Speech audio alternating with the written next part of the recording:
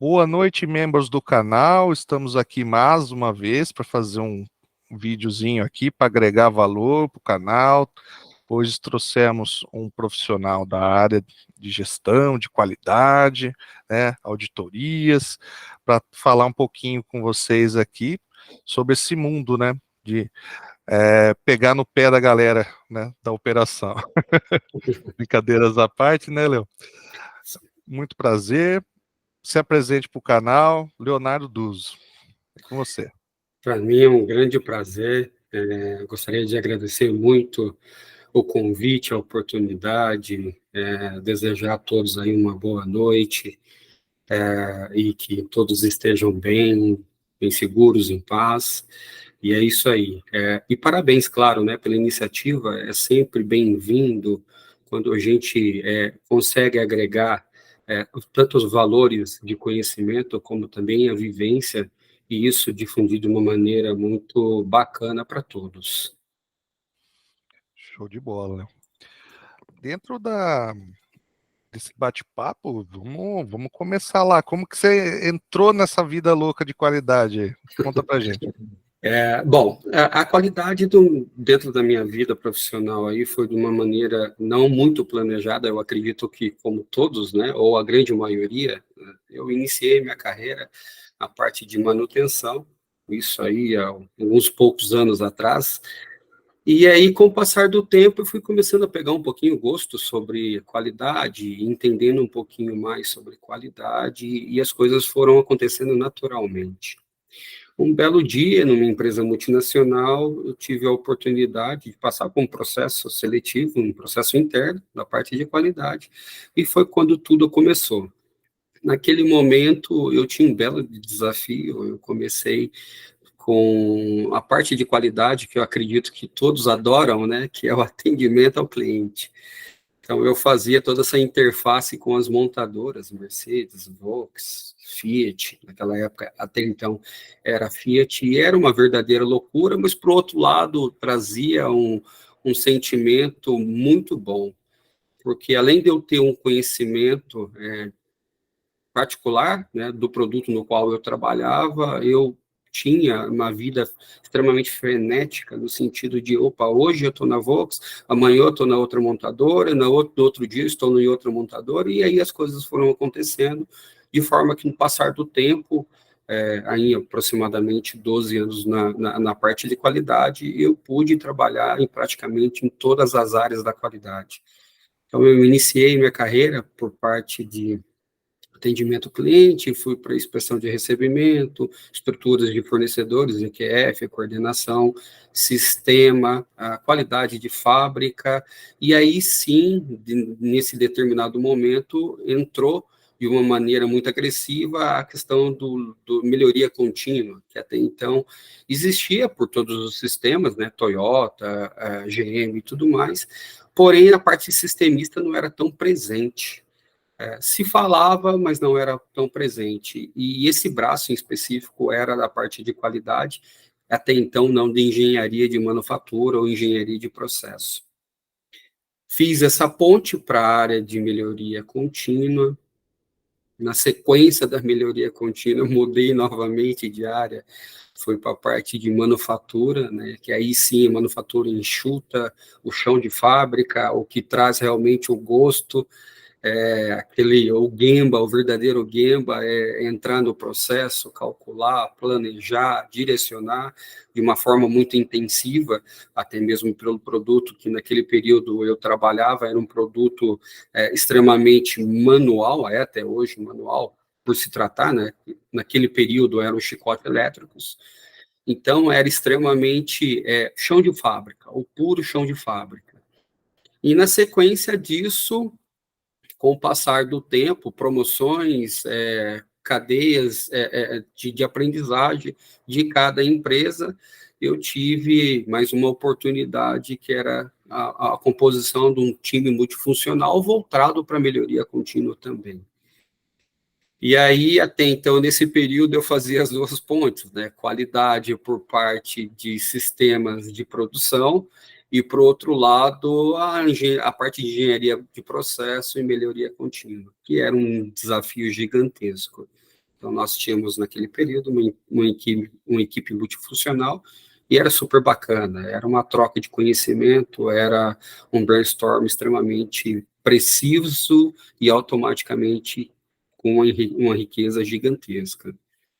Por outro lado, aquela vontade de voltar para a qualidade, né? Falei, olha, eu quero voltar para a qualidade, vamos puxar um pouquinho essa questão de auditoria, e voltei para a qualidade para trabalhar um pouquinho mais de sistema, mas aí voltado para a parte de clientes e auditorias.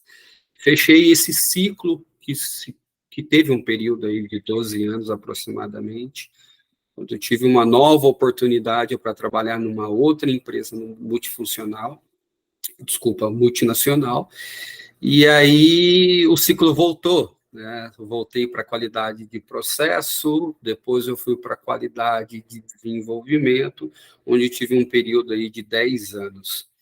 Porém, dentro dessas pontes, a gestão sempre esteve junto comigo, porque também eu tinha uma equipe que trabalhava comigo, né? E agressou nessa grande parte de vivência na empresa, sempre ou trazendo a gestão, né, ou dentro da estrutura da carreira Y, como especialista, ou a própria gestão de pessoas, onde eu cheguei a ter um time de aproximadamente 80 pessoas. Então, era uma verdadeira loucura, né? Ao mesmo tempo que você olhava para o processo, você olhava para o sistema, voltava para o fornecedor e corria para o cliente. Era uma loucura, mas é uma loucura extremamente gostosa, era uma aprendizagem diária, era um oxigênio violento, no sentido poxa, sempre querer mais, sempre buscar mais e sempre compartilhar mais. E aí as coisas foram acontecendo, e graças a toda essa experiência, eu passei, quando a gente fala um pouco de auditoria, né, quando a gente fala um pouco poxa, chão de fábrica versus auditoria versus KPI, eficiência, tudo que era bom, tudo que precisava melhorar, eu tive a oportunidade de passar por todas as grades de certificação, né? Então, ISO 9000, pela qual eu me formei, auditor ISO 9000, depois ISO, até então, naquele período, ISO 14000, e aí foi migrando, né? TS, e agora, novamente, essa reestruturação de aproximadamente 4 anos atrás aí, para IATF. E, por outro lado, também com clientes VDA, com clientes de outras estruturas de certificação, então, assim, sempre muito frenético, conhecimento sempre muito, buscando sempre o melhor, mas com uma vivência no sentido de certificação, conhecimento da área muito intensa. Isso que eu ia te perguntar, né? O que chama atenção bastante, né? As normas, elas para a indústria automotiva, elas são bem próximas, né? Mas acabam VDA por parte da Fiat, né? IATF, daí a gente tem a PSB, né? Da GM. Então, todas essas ferramentas os clientes vão exigindo, e daí você vai lendo, vai se especializando, daí você vai assim, puxa, mas é tudo muito próximo uma coisa da outra, né? Por que já não faz uma coisa só, né? É bem interessante. Conta um pouquinho pra gente, assim, ó, em visão de leigo mesmo, viu, Léo? O que é a VDA, o que ela acompanha, o que ela cobra, né, do fornecedor, o que ela, como ponto de melhoria contínua, como você bem citou. Faz um resuminho para o leigo aí, para o leigo saber o que é a VDA, para o leigo do canal aí. A VDA é uma das normas mais complexas e automaticamente mais completa dentro de toda essa estrutura, né? Dividindo aí, sendo muito prático no sentido de dividir a fatia do bolo aí, que é a VDA, o que traz a questão da ISO-TS e tudo mais, mas ela se tornou muito intensa no período das montadoras, principalmente as montadoras alemãs. Então, isso foi muito aplicado na Europa e depois, como consequência, para os países onde todas essas montadoras existiam. E aí, uma coisa até interessante, extremamente bacana, que você fez um apontamento muito pertinente no sentido, foi, poxa, realmente, as normas são muito parecidas, né? E aí, quando você fala, poxa, gestão de fornecedor, a norma, ela fala que eu tenho que ter uma gestão de fornecedor, eu tenho que aplicar uma estrutura de não conformidade, um monitoramento, um KPI, isso se aplica para todas as outras normas também, né? E a VDA, ela trouxe, inclusive depois ela passou para ser a VDA 6.3, né? Ela trouxe esse monitoramento no sentido de estar mais próximo dos fornecedores, né? E dentro de uma estrutura que ela pega desde a parte do próprio fornecedor, subfornecedor, e ela chega até o requisito a parte do cliente, né, passando por 6 etapas. E aí, cada etapa aplicado para fornecedor, processo, dentro aí também se avalia a questão de até mesmo RH, estruturas logísticas. Então, assim, ela é uma norma aplicada de uma forma muito completa dentro de um sistema de gestão, um sistema de monitoramento e gerenciamento da cadeia de suprimentos, né? Seja ela por fornecedor ou até mesmo subfornecedores. Inclusive, quando a gente puxa todo esse gancho, de onde veio, onde saiu, como foi criado, e aí a gente volta um pouquinho a fita, e realmente uma fita, pode ser uma fita cassete aí, tá? A gente volta desde a época da Auto Latina, quando teve aquela fusão do Ford e veio vindo a expectativa de treinamento, buscando toda essa estrutura, qual norma vamos utilizar, e depois veio Volkswagen, BMW, Audi, e aí sucessivamente, sua grande maioria aplica a mesma norma. Então, ela acaba sendo uma norma, até então, muito completa, porém, agora com a fusão da norma IATF, ele teve algumas junções aí dentro de características nos quais falou, poxa, isso aqui é ISO TS, puxava na IATF, não, agora vamos puxar isso daqui na VDA, opa, peraí, então vamos puxar um pouquinho em cada uma, e aí teve essa questão de estar compactando um pouquinho de requisito de cada uma e colocando dentro da mesma vertente. Mas é claro, né, por se tratar de norma, quando a gente fala assim, poxa, a complexidade, além de você ter a complexidade para cada auditor, né, cada auditor aplica, por mais que eu tenha uma norma que eu preciso seguir, uma estrutura que eu preciso seguir, mas cada auditor conduz de uma maneira diferente. Então, é extremamente bacana, porque quando você pega um auditor que ele tem o seu maior know-how em logística, ele sempre vai puxar para o lado de logística. E quando você tem um auditor que tem o maior know-how de processo, ele sempre vai ser direcionado no processo. O pior é quando você tem um cara que tem todo esse mix e metrologia, né? E aí ele vai até na questão do equipamento estruturado, a norma de aplicação do equipamento. Então, assim, se torna uma aprendizagem bem valiosa, e, para o outro lado, também um sacrifício e soa bastante a camisa, né? Porque a adequação para todas essas normas em empresas de grande porte aí requer um esforço gigantesco, desde o chão de fábrica até os departamentos administrativos. E quando se deixa de fazer alguma coisa, aí começa a aplicar certas situações e a chegar até mesmo recall e tudo mais. Então, é uma norma, eu concluo, eu vejo ela como uma norma mais completa aí dentro do setor automotivo, e até mesmo por tudo que eu passei, né? Não, bacana, olha. Aí você acabou comentando um item interessante, né, de curiosidade do povo aí, o recall, né? A gente tem consciência, né, dessa questão de quando dentro do gerenciamento de contrato, do gerenciamento de risco, né, por que as empresas, as montadoras nos cobram tanto, né, os fornecedores são cobrados? Porque qualquer parada de linha é muito, né, traumático para a empresa como um todo, é um custo muito alto, então, por consequência, ela vai cobrar, né? Para que não aconteça, até dentro dessas normas, elas fazem gestão financeira, acompanhamento de toda a saúde, né, da empresa, como você bem citou, toda a parte administrativa, a parte de operação, a parte de logística, né, às vezes a gente, logística não tem tanto problema, mas se o produto estiver bom na porta do fornecedor, não me serve, né, tem que estar dentro da linha, né, então tudo que envolve, né, toda essa seara de acompanhamento, né, e eu queria que você também comentasse um pouquinho, se você já viveu essa questão do embarque controlado, né, que é uma norma bem específica mesmo, né, da área automotiva, né, quando os clientes começam a ter uma reincidência, né, de defeitos, tal, como que funciona, se você já teve a oportunidade de acompanhar um processo como esse, se você pudesse contar para a gente? Sim, eu tive esse presente, sim, não só uma vez, tá?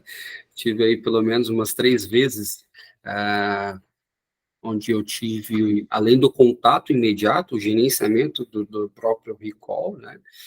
Como também ajudando aí em toda a análise de risco, todo o fechamento.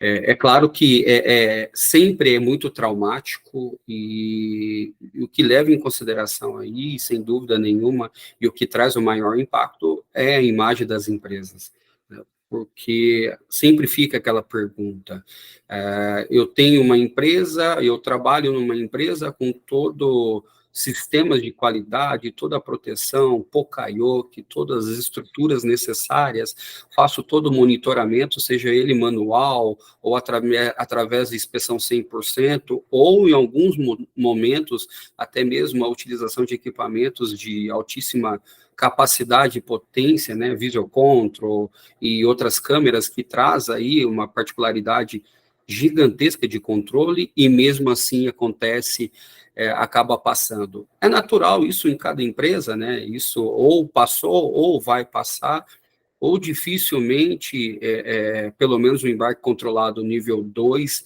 a empresa vai ter, né? Quando a gente fala um pouco aí de embarque controlado, a gente fala de recall, que é extremamente o grau mais alto, né, de todo o estresse dentro da cadeia de fornecimento automotivo, onde eu impacto diretamente o nosso cliente final, né? E, por outro lado, eu faço um gancho na cadeia de fornecimento, voltando meu fornecedor, subfornecedor, quando isso é direcionado. Mas é claro que é uma experiência de uma forma para o lado bom de aprendizagem, né?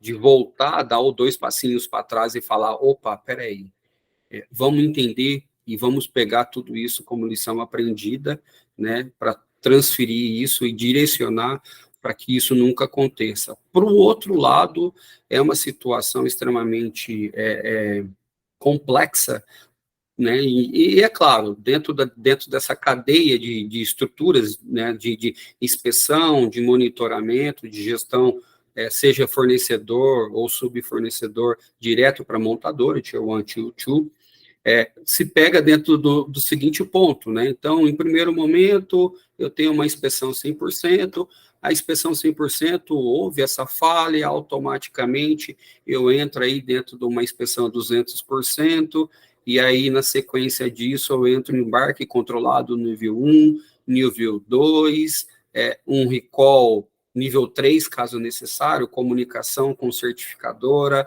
na sequência, um recall branco, né? Tão dito no mercado, onde as montadoras, ela trabalha toda essa informação interna, e assim, na sequência, um recall de forma comunicação para toda a classe ou para todo o gerenciamento de clientes e montadoras.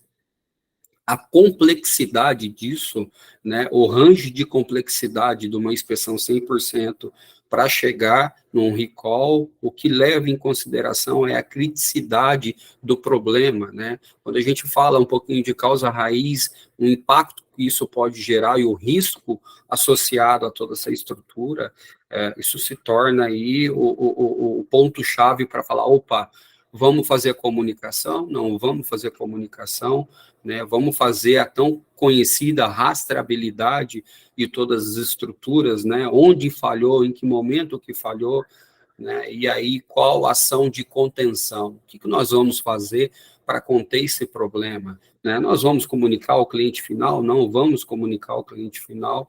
E aí é sempre uma estrutura extremamente complexa, né, de se tomar essa decisão, por envolver alguns pilares dentro da cadeia de fornecimento extremamente complexo. Nós estamos envolvendo a imagem da montadora, né? Nós estamos envolvendo a imagem da empresa e do fornecedor, nós estamos envolvendo um custo gigantesco em cima disso, né? Principalmente quando a gente tem uma associação de parada de linha, né, com o recall. Né? É isso que acaba sendo ainda muito mais complexo, e o valor agregado disso é gigantesco.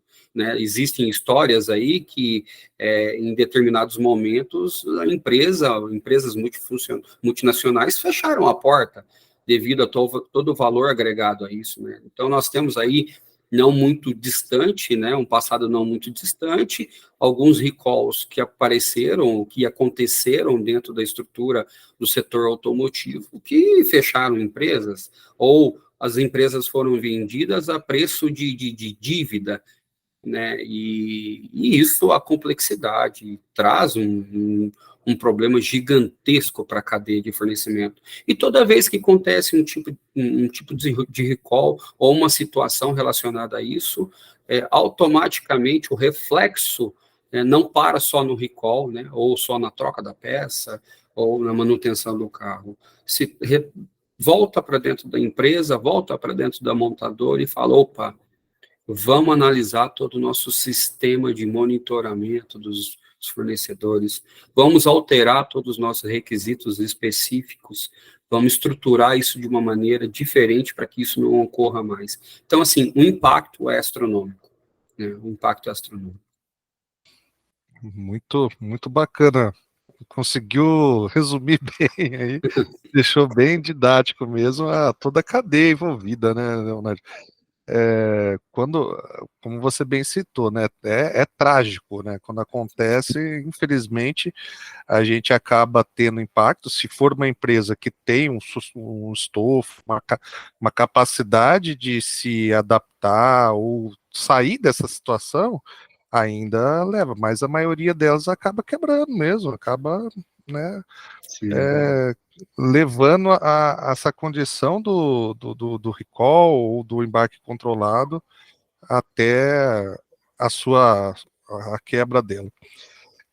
Gostei muito da sua explicação, da forma com que você explanou aí, bem bacana mesmo. Acho que o pessoal do canal aí já conseguiu dar uma ideia, mesmo não sendo tanto da área aí, acaba entendendo, né? Uma outra coisa que eu queria te perguntar, assim, para a gente já entrando no finzinho do vídeo aí, é a parte de recebimento, né? A gente tem algumas técnicas, né, até para entender por que a montadora cobra tanto, né, Leonardo? Ela cobra bastante porque ela não quer fazer um processo de reinspeção, né, uma reanálise, tudo. Ela quer o quê? Ela quer que o produto entre na linha e dê sequência. E a empresa, como o próprio nome diz, é montadora. Ela não quer fazer uma empresa de inspeção, uma empresa de retrabalho, né? Então ela quer que o produto chegue, monta e sai, né? Então, você contar um pouquinho para a gente como funciona essa sistemática do recebimento e também as etapas de skip lot, de embarque, de garantia segurada, tudo do cliente, do fornecedor, perdão. Tema bacana. Esse é um tema que sempre é item de auditoria, por incrível que pareça, né? Mas tudo começou aí quando a gente visualiza o setor automotivo aí nas suas décadas de 50, 60, iria aí sucessivamente, né, 70, 80, aí, até a década parte aí mais ou menos em 91, foi quando isso começou a dar um direcionamento um pouco diferente. Até então, a montadora tinha uma estrutura que traz tudo para cá, eu inspeciono, eu avalio, eu faço a melhor montagem, né? E aí, com isso, os fornecedores foram tirando um pouquinho o pé no sentido de qualidade, né? A qualidade, em algumas empresas, ainda ela é vista como o departamento que não agrega muito, né? e até eu tive alguns momentos dentro da minha carreira, até mesmo como EQF e tudo mais, falou, pô, não, a qualidade, aqui a gente não trabalha muito próximo da qualidade, e aí a sequência disso foram trágicas, né? Mas aí em 91, aproximadamente em 91, foi quando as montadoras falaram assim, opa, peraí, eu preciso reverter esse jogo, porque a quantidade de problema que se dava em montador era astronômico, era gigantesco. E quem pagava essa conta era a própria montadora, os valores, e essa conta era transferida para o valor de veículo. E estava aí, em determinado momento, uma oportunidade para o quê? Para puxar esse valor, né, para dentro da empresa, para dentro das montadoras e repassar isso para o fornecedor.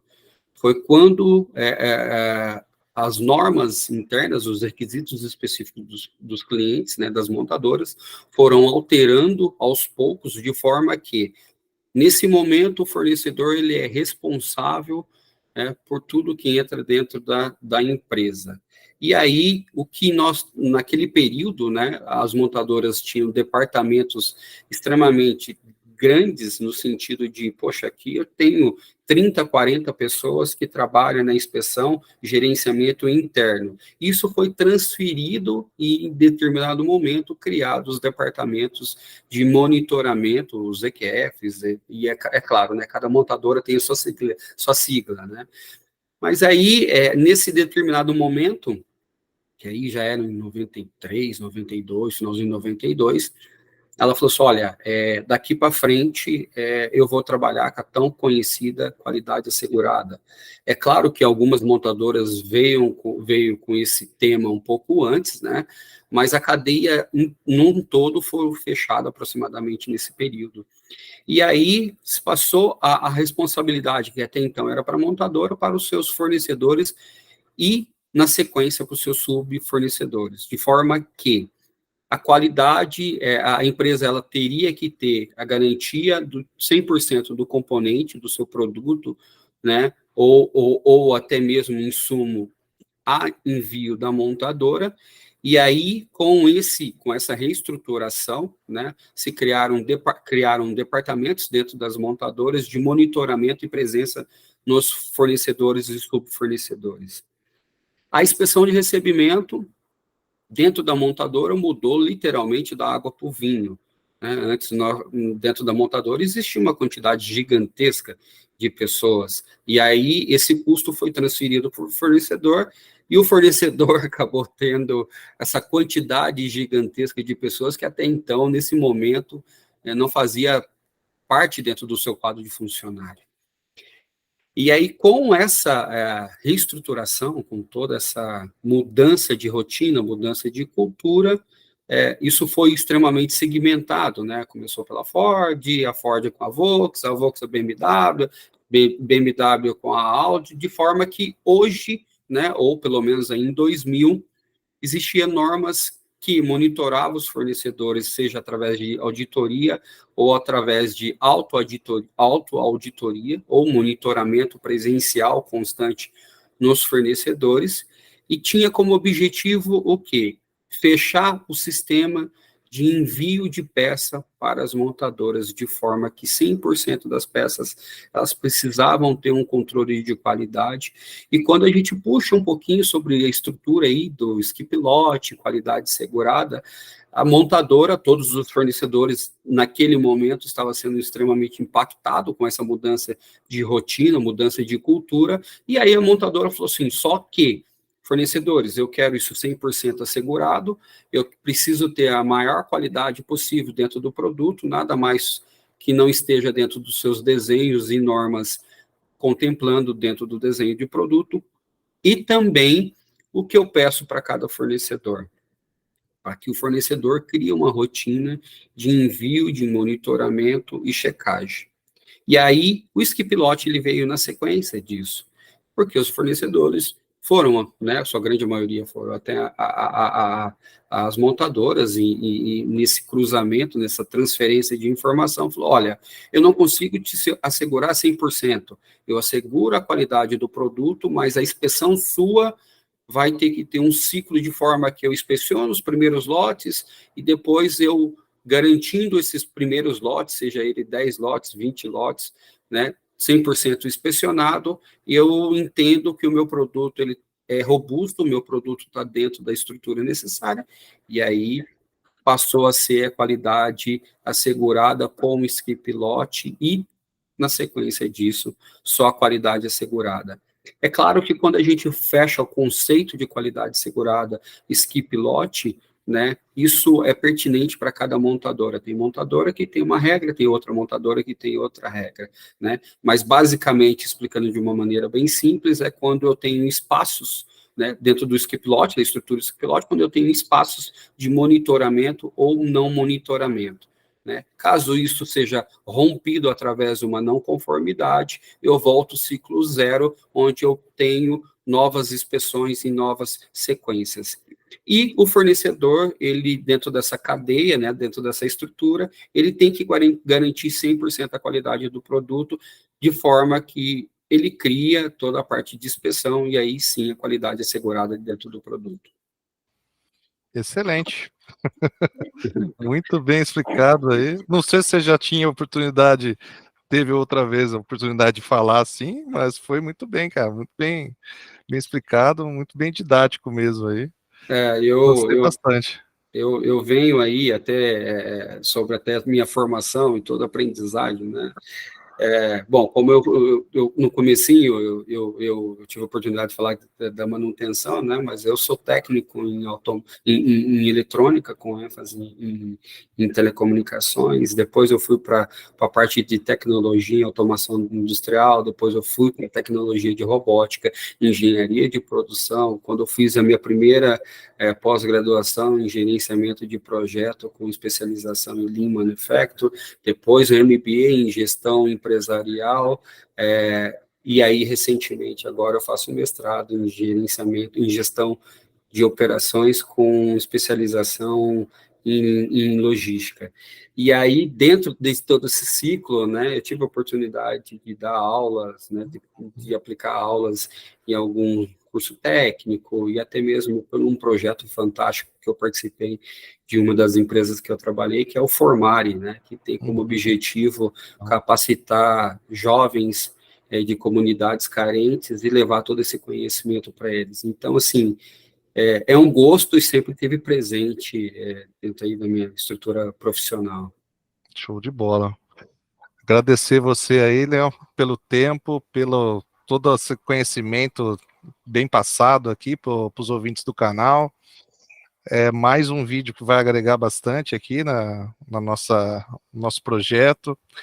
Mais uma pessoa que eu espero ter aí para outros vídeos aí, a gente montar essa parceria que se inicia hoje.